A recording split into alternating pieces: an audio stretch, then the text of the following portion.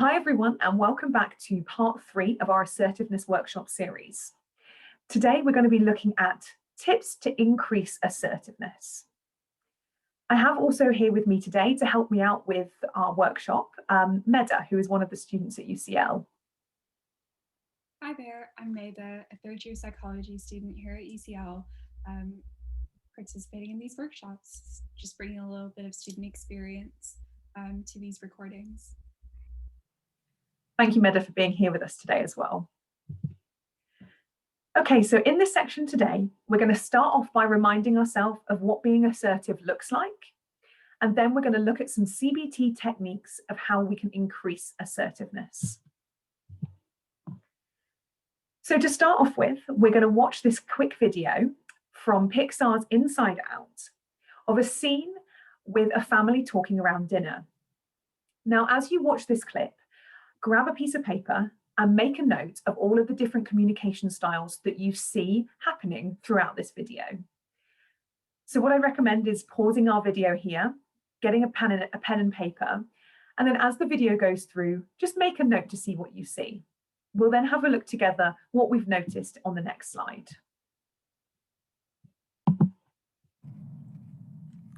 So, as it turns out, the green trash can is not recycling. It's for greens, like compost and eggshells.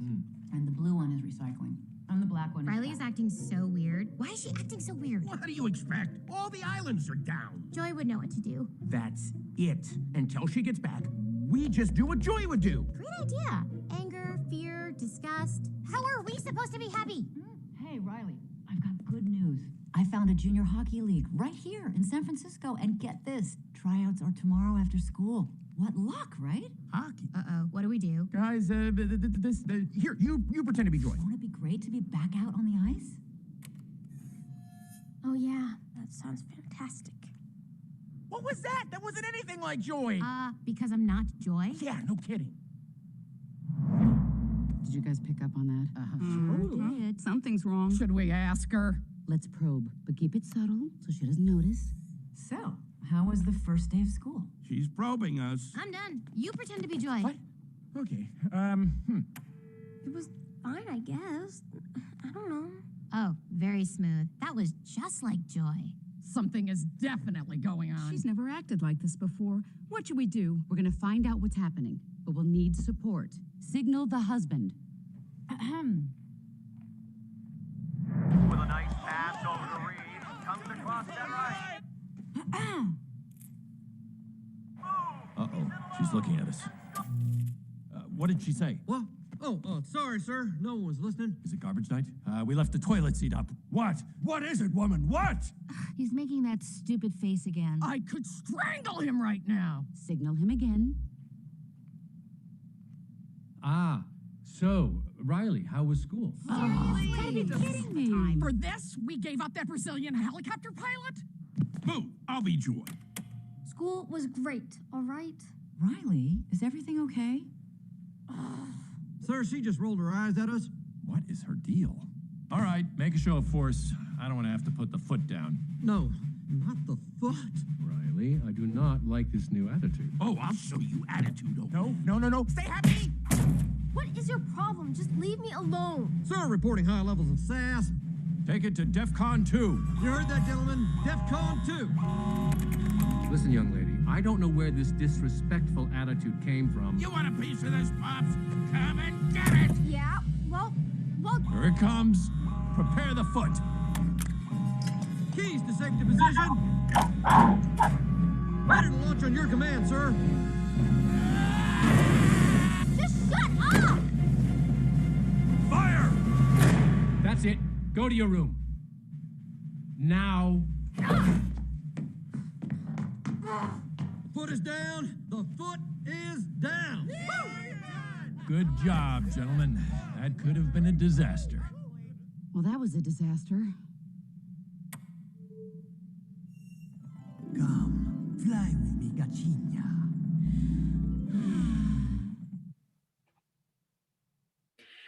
So in that clip, we can see lots of different types of communication styles.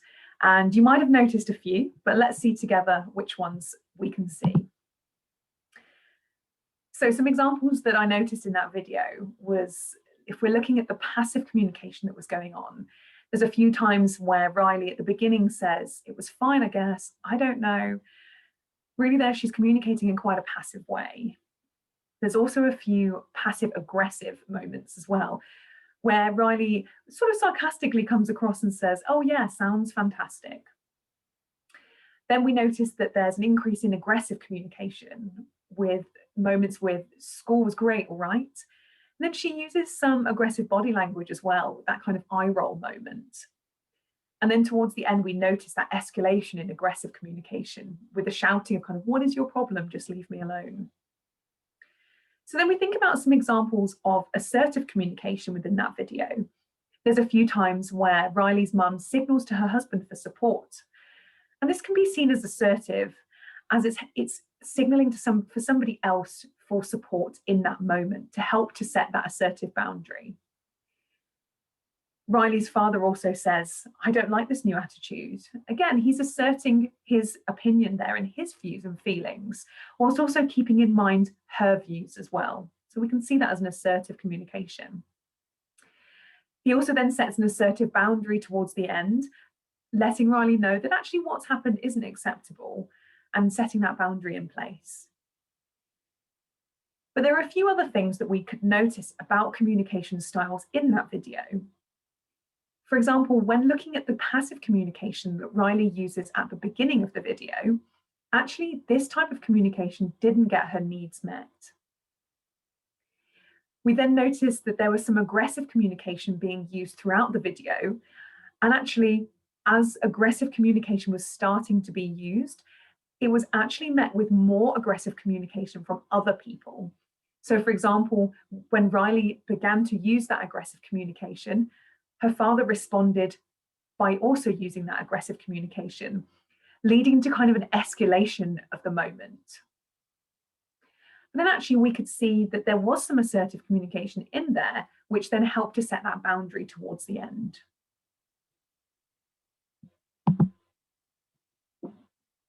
In this recording, we'll start to talk about some ways in which you can increase assertiveness.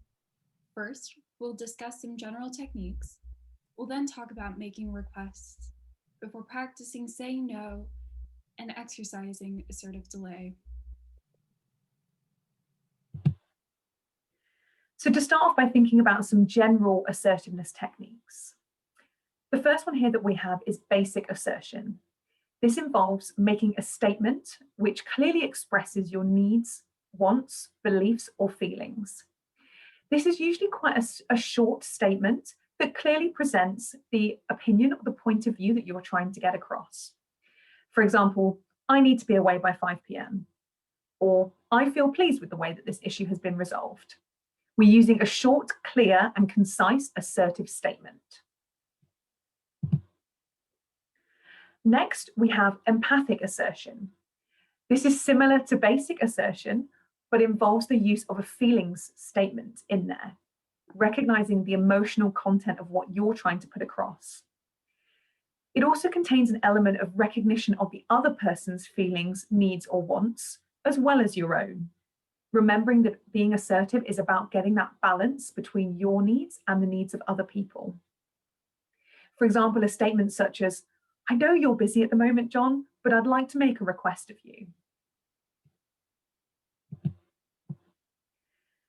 Then we have negative feelings assertion. So this is used when you're feeling quite negative feelings towards another person, for example, feeling angry or feeling hurt. So you want to draw attention to the undesirable effect that their behavior is actually having on you, but in a way that's recognizing the needs and the feelings of the other person, whilst also clearly communicating yours. So an example of this might be, "Actually, when you came home late without telling me before, I got worried about you and I felt angry that you didn't let me know." So this is putting this across in a way that is showing that you clearly felt hurt by their actions, but without this falling into a more aggressive communication style that can be easy to do when we're feeling angry or hurt.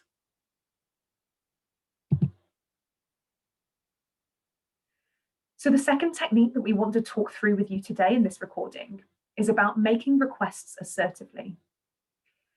Some tips when making requests to make sure that we're still sticking with our assertive communication style is to think about what would you like to happen. Before even making the request, start to describe in your mind what you would like the outcome to be. Then think about actually what would be reasonable to ask in this moment. Am I making a reasonable request that is taking into account the needs of other people as well as my needs? And remember that you don't need to apologize or put yourself down for asking. And remember to avoid starting the sentence with, I'm sorry to ask. Actually, it's okay for you to put your needs first. We can also here use an expression of how you're feeling and use I statements. I feel that this would be best. Or I feel that this would be more helpful. It's also about being clear and being brief. So framing the request in a positive way, but in a way that's clear and concise, that gets your point across. Remembering here as well to choose the right time to make that request. And perhaps keeping in mind that asking somebody towards the end of the day or late at night when they're feeling tired may not be the best time to make a request of somebody. Holding in mind when actually might be the best time to get the best outcome from this request. Something that can also be helpful is to actually write out some key phrases that you can have to hand when making a request. Some key assertive phrases that can help you to feel comfortable in using that assertive skill when making a request. It can be helpful sometimes to have these on a notepad or have post-it notes around your desk so that if needing to make a request, you can have these at hand. And also rehearsing these beforehand so you feel confident in asking what you want to. Tying this back to the Bill of Rights from the first video, you have the right to set your own priorities and put these first. You can clearly and positively share your needs. For example, perhaps you're in an interview and your flatmates are speaking loudly by your door. You have the right to set your own priorities and let them know that you're currently in a meeting, and that you would appreciate it if they can move away from your room or speak quieter for a short period of time.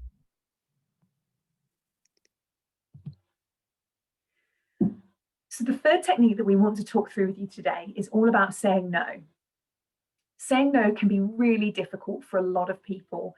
So some basic principles to keep in mind when you're wanting to say no is to use your assertive body language and your tone of voice. Remember to hold in mind being polite, being straightforward, and being honest.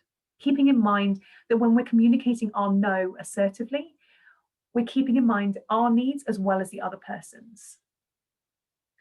If actually you're finding this quite difficult, it's okay to say that to somebody. You can say, I'm actually finding saying no quite difficult right now, but I still don't think that this is appropriate. It can also be helpful to remember that you don't need to apologize or to elaborate or to give any of your reasons for saying no or make excuses. It's okay to say no. Also remember that we need to take responsibility and accept consequences when we say no, and just be mindful of the responses and the reactions that this might have for other people. But ultimately, it is okay for you to say no to things that you don't want to do. Always remember that you have the right to say no, and you should not feel guilty. You do not have to apologize or make excuses, and you must remember that your choices are valid.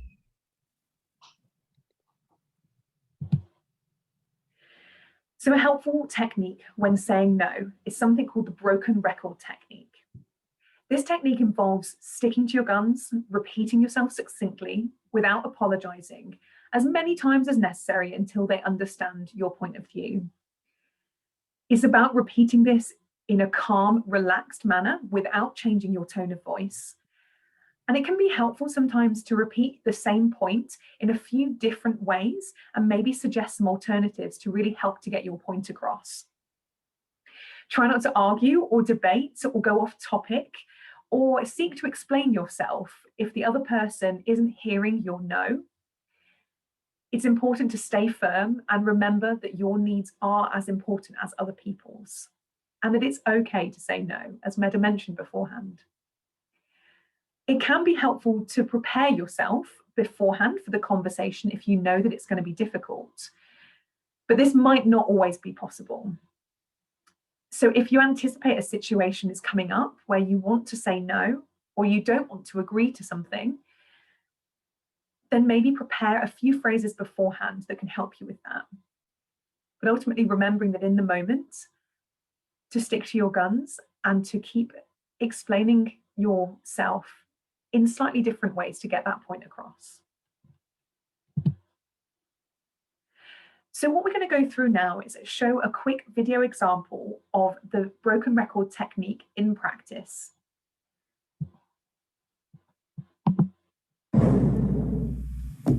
Penny.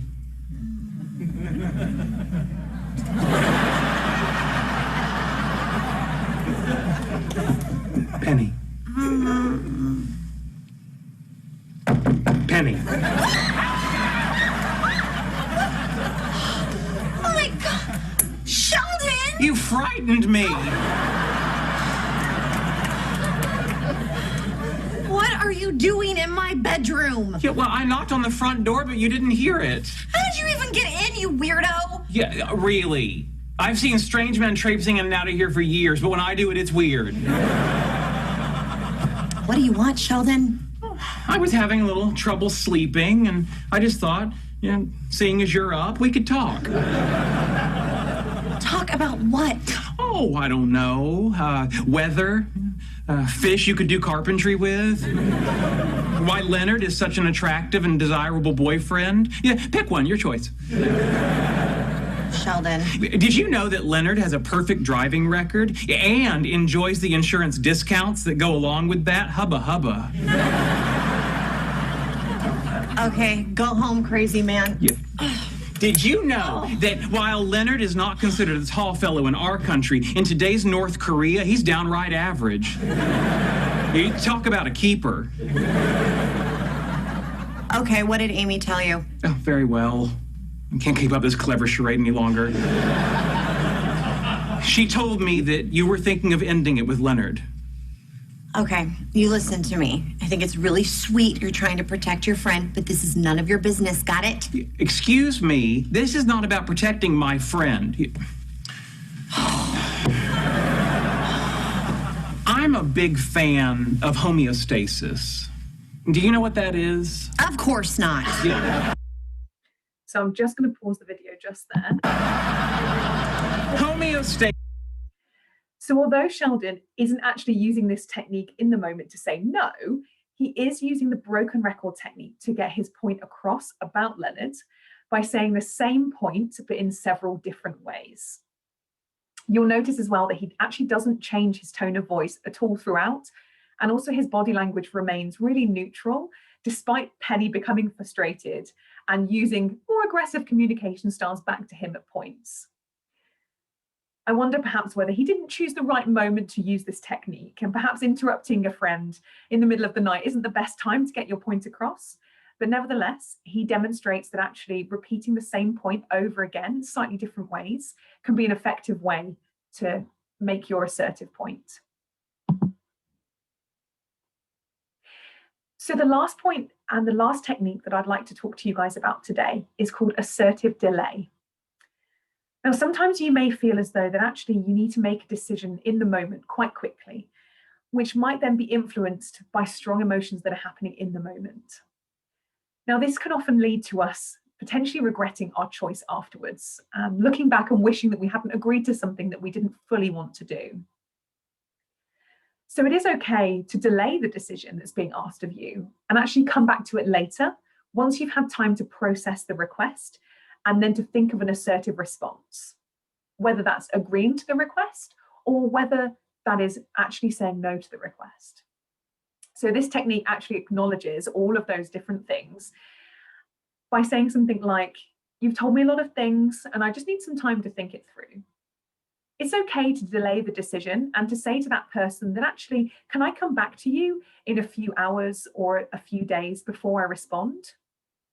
To give yourself that time and that slight gap to think about how to respond so that you know that you're responding in a way that communicates your own needs rather than influenced by the strong emotions that you're feeling in that moment. Remember that you have the right to say that you don't know. For example, if a seminar leader asks for your availability for a meeting, it's entirely okay to delay the decision and inform them that you would have to check your calendar and get back to them.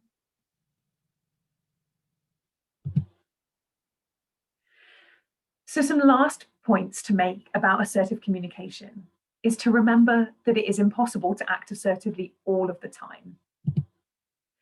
And that actually there are some situations where it might be quite difficult or not always appropriate to act assertively in.